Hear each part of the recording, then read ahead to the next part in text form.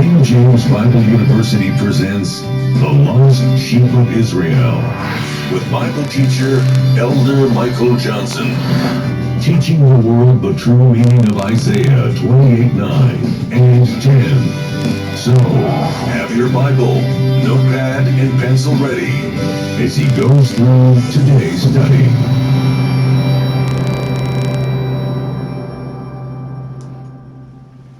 I want to welcome everyone to King James Bible University. I'm Elder Michael Johnson, and today we're going to be going through the Bible to get some of these things understandable about Dinah, the daughter of Leah. And we have to go here because one of the main things in this is to where we can go back to Hosea. We have to start understanding some of these people and the characters that is in the Bible and how they actually operate, to where we can get a clear understanding exactly what is going on.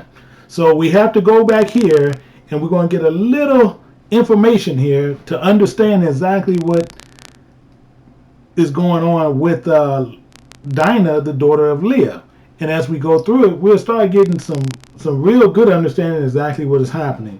So we're going to jump into this, and we're going to go into, we're going to start right with Genesis, and we're going to go to Genesis, the 34th chapter, and we're going to start there. And it's a story that's tucked away in there that many people actually bypass or overlook. But we're going to start right there in Genesis 34 in the first chapter. And it starts out, it says, "And Dinah, the daughter of Leah, which she bare unto Jacob, went out to see the daughters of the land. And when Shechem, the son of Hamor, a Hivite, prince of the country, saw her, he took her and laid with her and defiled her." Now we have to look at this piece here because we're going to break down these pieces to find out exactly what is going on. One, Jacob had pitched a tent outside the city limits of Shechem. So when you're looking at that first verse, this is basically what happened why she went into the land, because he stayed on the outskirts. And if you also notice, it says Dinah, the daughter of Leah, was exploring the new land, basically what was going on, because she left the compound, or she left the security of where that they was actually staying. Now, if you notice, Scripture do not call her the daughter of Jacob when it first comes out. It says Dinah, the daughter of Leah. You don't see it said the other way around. This is because it's a saying which, when you look in the Hebrew sayings, is because she went out, called Leah daughter. It says, since she was fond of going out. And then if you want to look at that and check it, what was going on with Leah, you'll also see that if you just write this down, Genesis 30 and 16.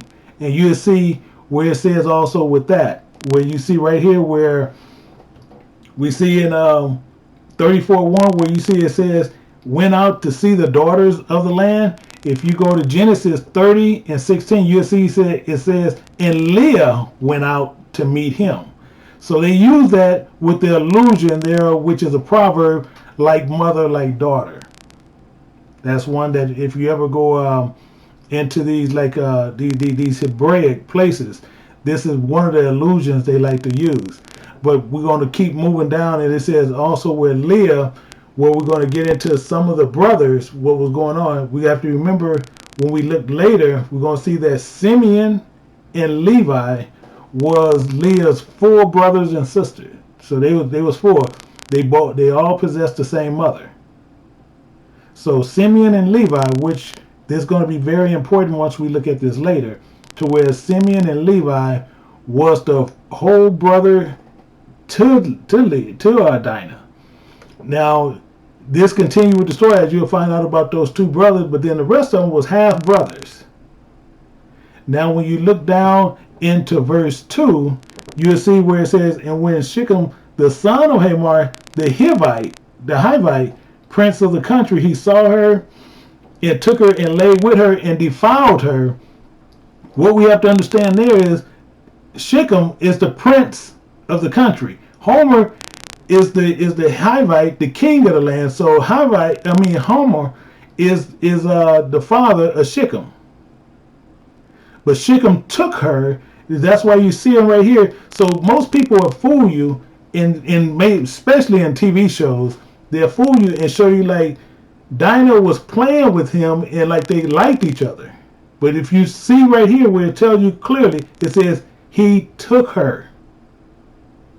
And when you're looking at this in the Hebraic side, he took her, meaning he took her and he raped her. That's what happened. And we're going to see that as it goes on to where we're going to look closely into it. And we're going to see exactly how that actually works, because it said that Shechem took her and raped her as if she was a slave. Because when she came into town, you got to remember, Shechem was a king. Well, he was a prince. But he felt he could do whatever he wanted to do in that city. Who's going to stop him? Because his father is the king. He's the prince. So when he seen Dinah, he took her and he lay with her, which he assaulted her, which was a violation, which he raped her. But then we'll see that how Jacob found out. But then you'll see later what it means when you violate and humiliate Dinah by raping her. We're going to look at part of that because we're going to see what some of the laws are in that. Let's go over and we're going to look at Deuteronomy 22. We're going to go to Deuteronomy 22 and we're going to pick it up at 23. Deuteronomy 22, we're going to pick it up at 23. And it says there, if a damsel that is a virgin be brothel unto an husband, and find her in the city, and lie with her, then ye shall bring them both unto the gate of the city, and ye shall stone them with stones that they die. The damsel, because she cried not. What it's saying here, if he took her and he said that, she was, and she felt that she was being raped, but she didn't cry out. This is why they're saying that. Because she cried not. So she didn't cry out to let people know that she was actually being raped. This is what this is saying. It's saying, being in the city, and the man, because he hath humbled the neighbor's wife, so thou shalt be put away the evil among you. So that's why they killed everybody there. So that's why those two was killed. Let's move forward. We're going to pick it up at 25. It says, but if a man find a brothel damsel in the field, and the man force her to lie with her, then the man only that lay with her shall die. This is part of what is going on as we're going to move down into the story. Why we're going to see this is very important part of the puzzle, which we're going to see. Verse 26, and it says, but unto the damsel thou shalt do nothing. There is in the damsel no sin worthy of death. Because, and it's going to tell you later what actually ended up happening. For as when the man raises against the neighbor and slayeth him, even so in this matter. Verse 27, and he found her in the field, and the brothel damsel cried. You see here where it says she didn't cry out on the other side, but right here it says she cried out. Now, when we look at Dinah most likely cried out. But what was going on, when she wanted to refuse, he took her because he was the prince, and there's nothing she can do within that city. But watch as we continually go down, we're going to see what actually happened. And then it says, and there was none to save her.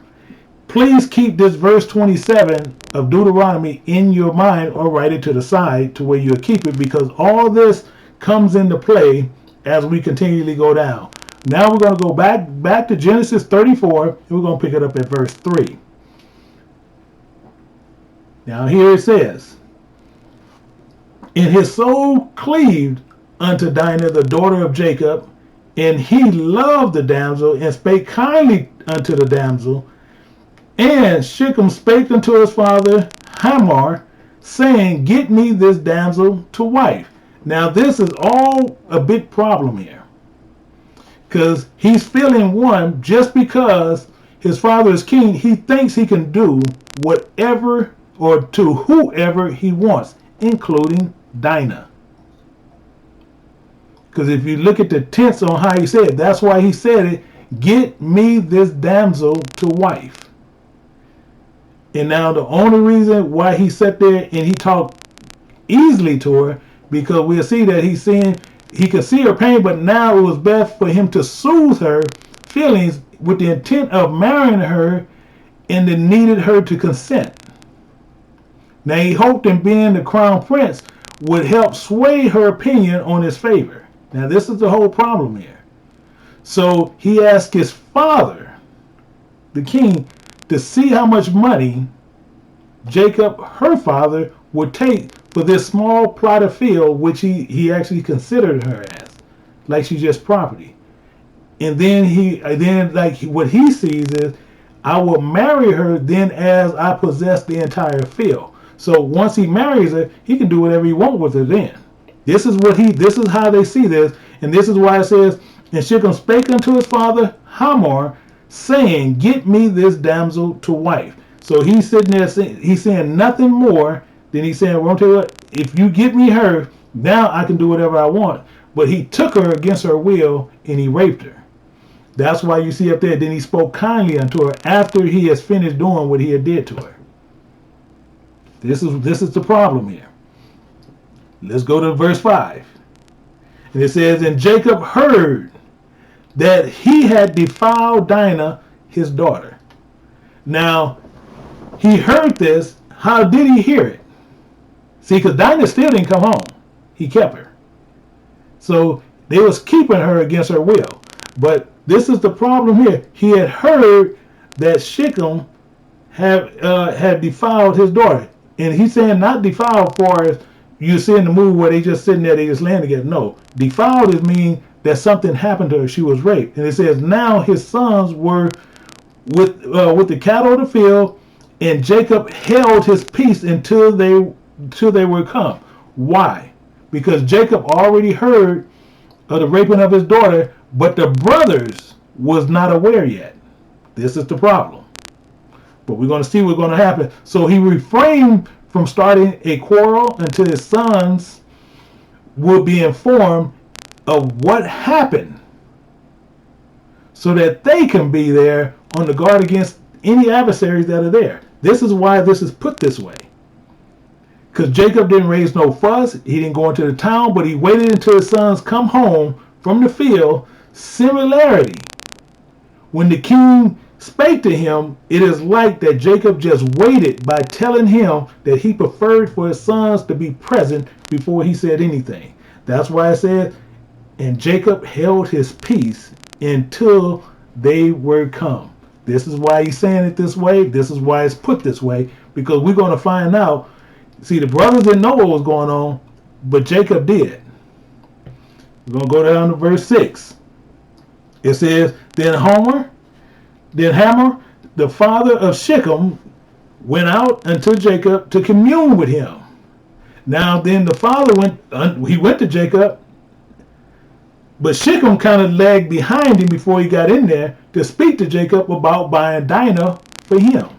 And this is the craziest part here, because they looking at her like she's a piece of property. That is no big deal. This is the entire problem here, because they believe they can do everything what they wanted to do to somebody. They treated women like property. In that town where Jacob stayed next to, was like normal practice. Same as you can go to Genesis 6:2, when it even says where the sons of God took those women.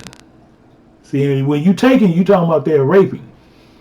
So now we're going to move down to verse 7. It says, and the sons of Jacob came out from the field when they heard it. Now they done found out what happened. And the men were grieved, and they were very wroth. Now, right here, we just think that is one thing. But it says, and the men was grieved. Some of them was grieved. You see that? Now the second part says, and they were very wroth. And some was very upset. because they have wrought the folly in Israel in lying with Jacob's daughter, which thing ought not be to be done. Now, what is this problem here that we see? The ones was the most upset, and we're going to see this as we go through the scriptures, was Simeon and Levi. We're going to see they was better known as. And we're going to see this in scripture, because I don't like to say things unless you can actually really see it in scripture. But they was known as instruments of cruelty. Now, instruments of cruelty in Hebrew don't mean nothing but business of murdering. This is what they was about. They was called instruments of cruelty, but that actually means in Hebrew the business of murdering. This is why they must be scattered in the brothers of Israel later, that you'll see in a reference in Genesis 49, 5 through 7. And we're going to go there to look at that, to where we can get that understanding to see exactly what was going on there. So let's go to Genesis 49 and pick it up at verse 5, but we're going to come back here later. So just keep a tab there, but let's go over here to let's go over to chapter 49, and we're going to look at this. It says, Simeon and Levi are brethren. These are two brothers. Instruments of cruelty. This is what they was about. Are in their habitation. This is all they're about. O my soul, come not thou unto their secret, until their assembly, my honor, be not thou united. So he's saying these two can't they can't be hooked up together, because these two will cause all kind of destruction. It says, for in their anger they slew a man, which this is talking about later, which we're going to see that's what he's talking about, what Jacob is talking about right now, we actually reading. So we're going to come back to that. But he says, and in their self-will they dug down a wall. I'm talking about, this is what they do. I'm talking about, is no way possible if these two boys get after you, you getting away from them. That's how they are. It says, cursed be their anger, and it was fierce in their wrath, for it was cruel. I will divide them in Jacob and scatter them in Israel. Now, let's go back to the chart that most people like to use, that the 12 tribes of Israel, where you see you got brothers out there with the charts. Now, this here letting you know he had to scatter Simeon and Levi and mix them in with Israel. It's telling you right there in the verse 7. It says, I will divide them in Jacob and scatter them in Israel. So he had to mix them in there, because these two was instruments of cruelty. This is all it was about. Now, that plot, why he put them this way, because these two was against Joseph. So if you look at the reference, and you can just write this down, go to you can look at Genesis 37, 19 through 20. But the main problem with these two were they used swords aggressively instead of defensively. This is why they was instruments of cruelty. They're not looking to defend, but they will actually come at you, and all you have to do is upset them, and they will take care of business. So Joseph implied, as whereas they displayed these brothers being avenging what they're going to be doing for Dinah, their sister. But why he was so upset over here, because they failed to protect their own brother Joseph, for he didn't know which one had did something that had happened when Joseph was out there with them and Joseph was sold. So he wondered why they failed to protect him, but then why they were so much about protecting Dinah. See, this was the problem.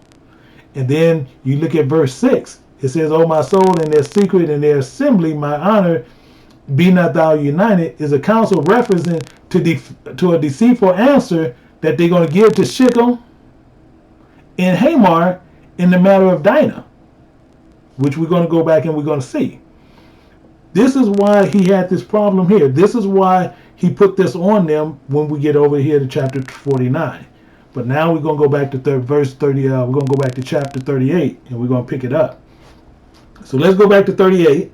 And it says in Hamar, commune with them, saying, the soul of my son longeth for your daughter. So what he's saying there, for the soul of his son desires his daughter. This is all he's saying. He said, I pray you give him to wife.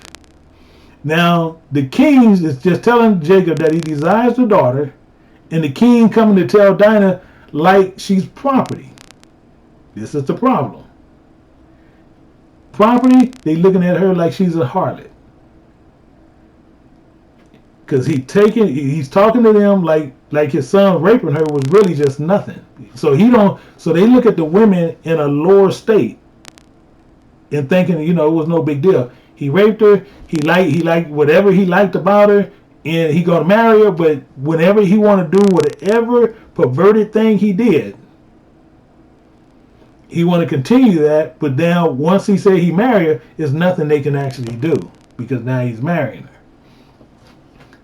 Let's go to verse 9. In verse 9 it says, and make ye marriages with us, and give your daughters unto us, and take our daughters unto you. And ye shall dwell with us in the land, shall be before you, dwell and trade you therein, and get you possessions therein. Verse 11, and Shechem said unto her father, and unto her brother, let me find grace in thy eyes, and what shall ye say unto me I will give. So right here, he's actually trying to apologize, which is a disrespectful way. He said, that's why he's saying, let me find grace in your eye. Because he already know, and they know that he raped her. But what's so disrespectful, they came there, want to take Dinah, because mind you, Dinah, they holding her hostage. Dinah's still not at home. They keeping her in the king's chambers.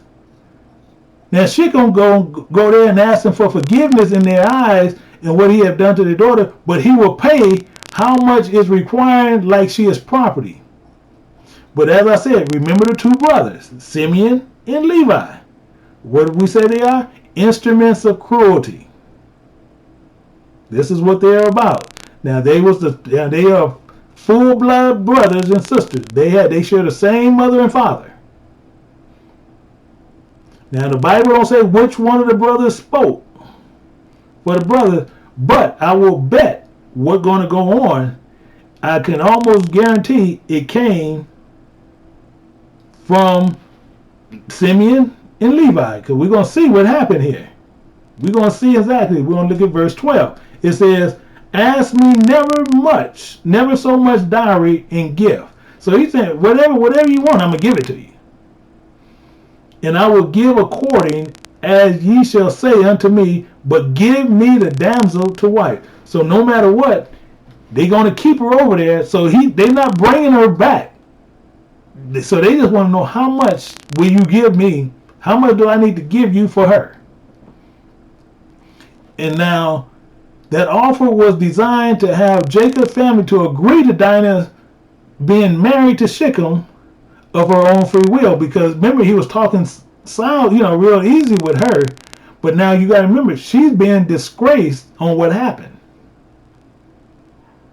seeing that she was already a captive in the house of Shechem and Shamar had no reason to fear that she would be kidnapped, calling themselves actually just being slick. Because that's why they're keeping her there, because now they're not giving the brothers or Jacob a chance really to talk to his daughter or the brothers to her brothers, so they can actually see exactly what's going on. They're keeping her away. This is the shady part on what they're doing. Let's go forward. Let's go to verse 13, and it says, and the sons of Jacob answered Shechem and Hamor his father deceitfully, and said, because he had defiled Dinah their sister. So they letting him know, because you have raped our sister. And this is why I say, now it's in the sons of Jacob, but here I would still reckon to say this is Levi or Simeon that is talking. And we're going to see why I actually say that. But it goes on, it says, and they said unto them, we cannot do this thing to give our sister to one that is uncircumcised. And they talking about the man penis being circumcised. It says, for that were a reproach unto us. But in this we consent unto you, if ye will be as we be, and every male of you be circumcised. So this is the deal that he's making. But now it tells you right up there in verse 13. It says in Homer, when Jacob's sons and them answered him, they did it what? Deceitfully. And you see in verse 14 and 15, they tell them what they need to do. Now Jacob himself did not utter a single word in here. You don't see Jacob speaking at no time in here. See, these are things we have to understand when we're looking at the text. Jacob never said a word. The sons are speaking. But I still will say these are the instruments of cruelty, they're the ones that are talking. Now himself, he didn't utter a word, even though seeing that he had been injured in the party, and he caused the excuse, to where the excuse of such conduct, he didn't say a word. But he left the matter to his sons and cared as if they was, did something, or they're just going to interface with them. But the brothers did not consider their conduct reprehensible for the people who had defiled their sister, and as they were still holding her captive. See, this is the trick. Now that these boys is running, they was adding a lie about circumcised and must be circumcised to marry their sister to become one people. This is what these boys is putting in. Let's look at let's go down and we're going to go down to verse 16 we're going to look at. And it says, then will we give our daughters unto you, and we will take your daughters unto to us, and we will dwell with you, and we will become one people. Now, we can look at this all day long. I'm telling we can look at it day by day. But when you look at verse 16, it's telling you one thing. Cannot circumcision of your flesh make you become one people. This is why they answered them deceitfully. Because they saying, once they do that, this is all you guys have to do, and then we're going to be one people. But watch how they're going to continue to now they're going to put the hook in to where they're going to make them abide by something. Let's look at verse 17. It says, but if ye will not hearken unto us. So they telling the king and the prince, but if you guys are not going to hearken unto us, because all your men got to do this. Everybody in your city have to do this. Then we will take our daughter and we will be gone. They're going to pack up their tents and they're going to keep on moving forward. This is all they're saying. But they know that this prince really won't Dinah. They won't even bring her back. But he want to treat her like property. Let's go down to verse 18. And it says, and their words pleased Hamor and Shechem, Homer's son. Why? Because they feeling, hey, they getting over it. Now all we got to do, be circumcised. They ain't really talking about spending no money. They don't have to do, all we got to do is be circumcised. See, these are the parts we missed, because they didn't ask for no money whatsoever. No dowry for her. All they said is be circumcised. And then in verse 19 it says, and the young man deferred not to do this thing. So he deferred not to do this thing because he had delight in Jacob's daughter. Because that's what he wanted, Jacob's daughter. That was the main thing. He said, oh, all I gotta do is be circumcised and that's it? And I can have her? This is all he wanted. This is all he's looking at. And he was more honorable than all the house of his father. So he's going to make sure this goes down. So that offer pleased the king and the prince, and they didn't wait to put this off because he wanted Jacob's daughter they already had captive. This is the whole thing about what's going on here. Let's look at verse 20. It says, and Hamor and Shechem, his son, came into the gate of their city and communed with the men of their city, saying, so now they're at the gate where all the people are. And they, when they come out to speak, everybody's going to come there. And watch how he going to sit there and talk to them. Now, everybody in that town know what Shechem did. Everybody knows because they knew she was a stranger when she came in that city. But he took her in no telling what was going on transpiring when he took her. Because she could have been screaming and, jerking and this and that. But all her brothers was tending out to the sheep and to the cattle. So he just took her and they just do it however they want. So they don't do anything, but now they sitting there, now they're going to talk to the whole city. And we're going to see verse 21. It says, these men are peaceable with us. So he's literally letting them know, we done went and talked to them. I raped his daughter, and they peaceable with us. They cool with us. Therefore, let them dwell in the land and trade therein, for the land, behold, it is large enough for them. Let us take their daughters to us for wives, and let us give them our daughters.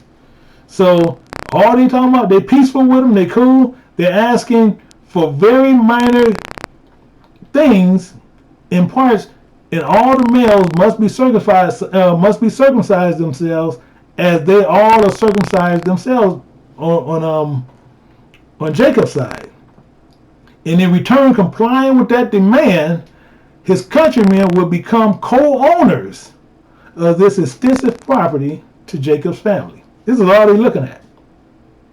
They say, okay, so if we circumcise ourselves, we can go and we can do them just the same way we do these over here. It's no different. This is really how they see this. And we're going to see that as we continue. Let's go down to going to hit verse 22.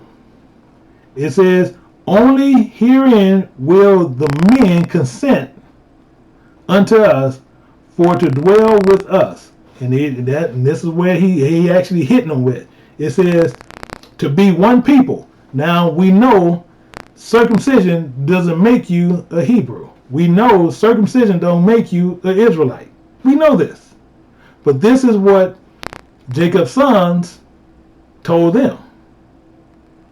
He said, we'll be one people if every male among us be circumcised as they are circumcised. This is all he's saying. This is the hook, line, and sinker right here. Now he's telling all the males in the city, this is what has to be done. And now they sitting there, they have their same perverted minds to where they can do what they want to do, and no telling what they want to go out there and do. But this is all they know they have to do. Verse 23. It says, shall not their cattle in their substance and every beast of theirs be ours? So you see that? He's saying, so this is all we have to do, and all this will be ours. Only let us consent unto them.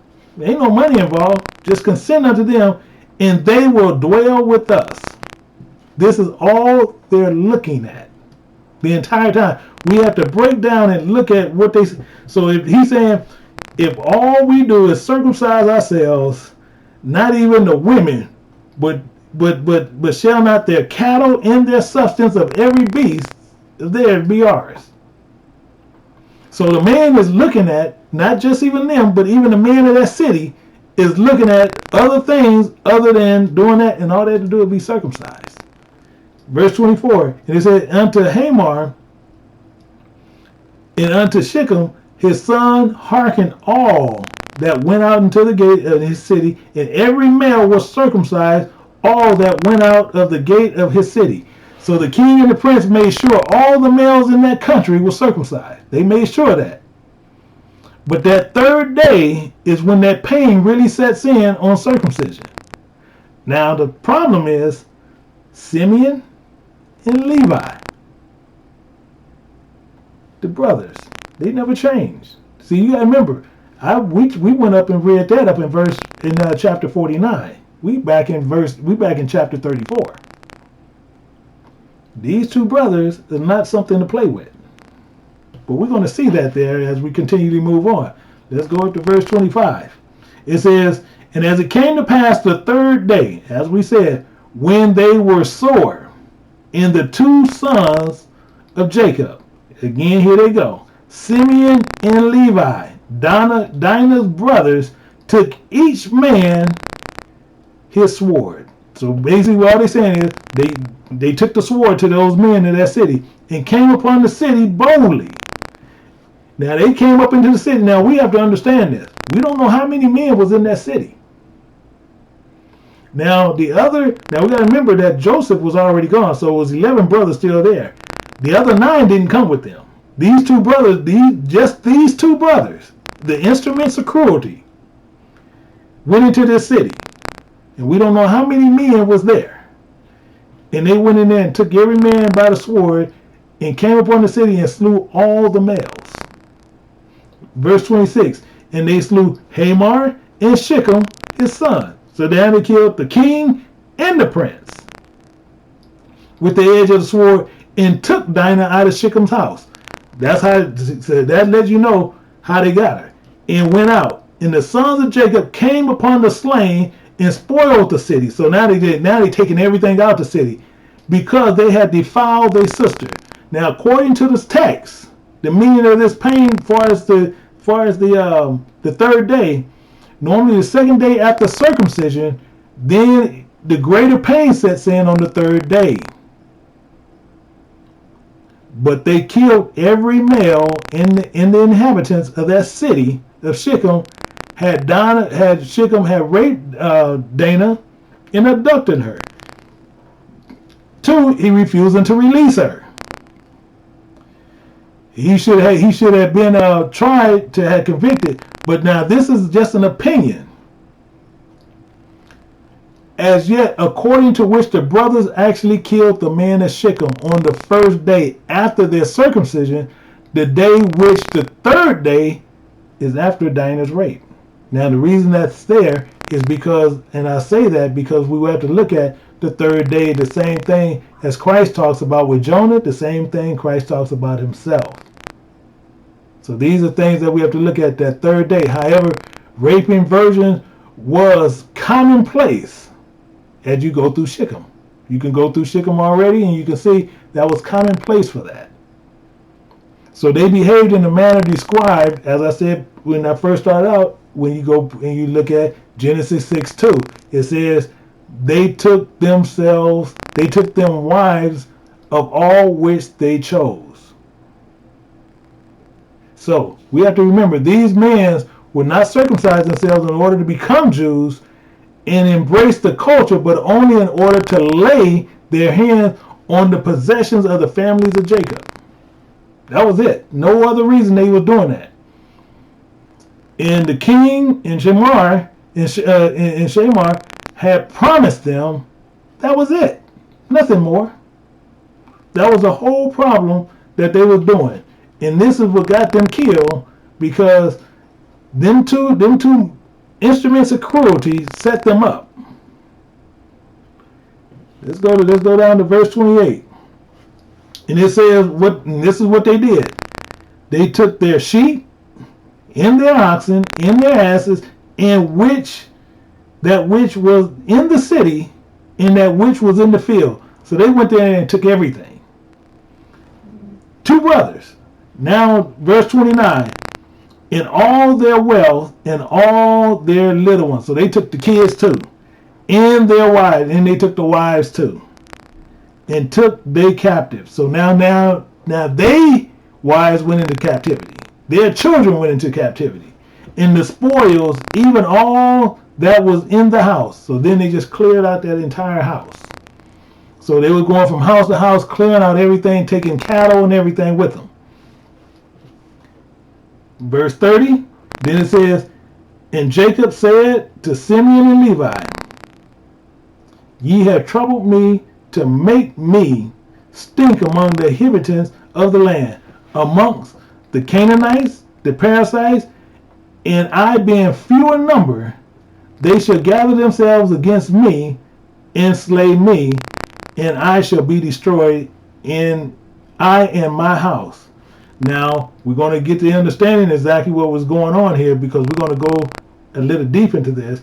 And it says, and they said, Simeon and Levi, should he deal with our sister as with a harlot? Now, this ending right here, and that's the it of this story here. And we see in here, and it's saying, and they said, should he deal with our sister as with a harlot? Why is they saying that? Because if you go even look in Jonah ends with a question mark. It don't tell you what happened, anything. But what you have to look at is this. These brothers went through the entire city, killing all males, and took wives, children, oxen, asses, and everything spoiled. But then when you look at verse 31, as Shechem to be allowed to treat our sister as if she was a harlot. So all they're saying in one thing, we should not be avenged in the shame she was subject to, or being treated as one unprotected, as we were saying there, looking at it earlier when we were looking at Deuteronomy. Now, what all they're saying is this: only a harlot, let me make it clear, only a harlot does not have anyone standing up in her defense. This is why they said that when you look at verse 31. When you say deal with our sister as with a harlot. Because what? Only a harlot does not have anyone standing up in her defense, avenging the violence that's done to her. Shall the people who are afraid of rising up against us be allowed to get away with such conduct, or on someone who was not a harlot, is all they're saying. As the incumbent brother to avenge the disgrace of her, and to make sure once the inhabitants of that region will understand why this will not have any reason for them to attack them. None. But we're going to look at the scripture over here to get to the understanding on this. Let's go over here to Deuteronomy 22 and 25. And we're going to get a little bit of understanding there. It says, but if a man be brothel in the field, a man brothel a damsel in the field, and the man force her and lie with her. This is actually what happened. Then the man only that lay with her shall die. This is why those instruments of cruelty did what they did. This is why that problem happened. Let's go to Deuteronomy 20. And we're going to look over there. We're going to see right here, 20, we're going to pick it up at 14. And it says, but the woman and the little ones and the cattle, as what they did, and all that's in the city, even all the spoils thereof, shall thou take unto thyself. Now you know them two boys did exactly that. Now they sitting there, you seeing something that was happening in Genesis, but you can see that it was always law. Because we over in Deuteronomy. Genesis is the first book of the law. Deuteronomy is the last book of the law. But you see these boys are doing that. And thou shalt eat the spoils of thy enemies. And that's clearly what happened. Which the Lord thy God had given thee. Thus shalt thou do unto all the city which are very far off from thee, which are not of the cities of these nations. Let's see what the nations he's talking about. We're going to move down to verse 16. It says, but the cities of these people, which the Lord thy God do give it thee for an inheritance, thou shalt save alive nothing that breatheth. But he's telling you already that those men you have to kill. But it says, thou shalt utterly destroy them, namely the Hittites, the Amorites, the Canaanites, the Perizzites, and the Hivites. This is what Shechem and its king and its father was, and the Jebusites, as the Lord thy God hath commanded thee. This is what was going on here. And this is the last verse, verse 18. And it tells you there that they should teach you not to go after, not to do after all their abominations. What was they out there doing? They was out there raping people, doing whatever they wanted to do. Which they had done unto their gods, so shall ye sin against the Lord your God. This is part of the problem that most people was running into that we have to remember. So when you sit there and see this, and I'm going to switch this over to where we can get this all down clear. But what we have to do is remember this. When we see these things and we understand what happened, we cannot sit there and let things happen to your brother or your sister, and he's sitting there saying you're supposed to protect them, and this is what they was doing. So what they did when they was out over in one place taking care of the cattle, what did Shechem them do? Shechem, as their sister came into their city, the first thing he gonna do, he gonna see her, not as you see in the movies and they playing with each other. He see her, he takes her, and he rapes her. That's why I said he took her and he defiled her. That's why it gets into all that. And he defiled her. Not only that, he kept her in his house. Besides keeping her in her house, then he goes to her father because he want to marry her, but he talks easily to her, but evidently that soft talking didn't work with her, so that's why he kept her there. And he gonna go to the father. And then he want to give her the wife, and then he can treat her any kind of way after that. But what happened? Those two instruments of cruelty, Simeon and Levi, was not going to have that go on with their sister. That's why they sat there and they told them something differently, to where if they be circumcised, they'll become one people, which that's technically impossible. But they don't know that. So they sitting there, they had all the men to circumcise themselves, and since they was few in number, and there was many in number, they circumcised themselves, but Simeon and them knew in that third day that those men was going to be at their highest point of pain. And that's all they want to do. They just going to slew all the men. And that's exactly what they did. They slew all the men and took everything. Now, as Jacob did when we went over there to Genesis 49, Jacob said that they did that and he was against it, but that curse was put up on them to what? He said, I'm going to divide you guys out amongst Israel. I'm going to mix y'all up with me. Because I'm talking about that evil that was sitting in there, he said, I have to mix you guys up.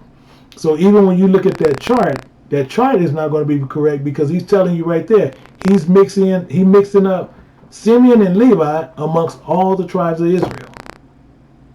So with that, to give you some understanding, so when we start getting back into Hosea, we can understand exactly what is going on with these people here. So with that, I hope you had some understanding. I hope we see what was going on with Dinah and what happened, because this was not a love story as they're trying to portray on TV. She was actually raped. So with that, I hope you had a good understanding. And with that, I bid you everyone a shalom.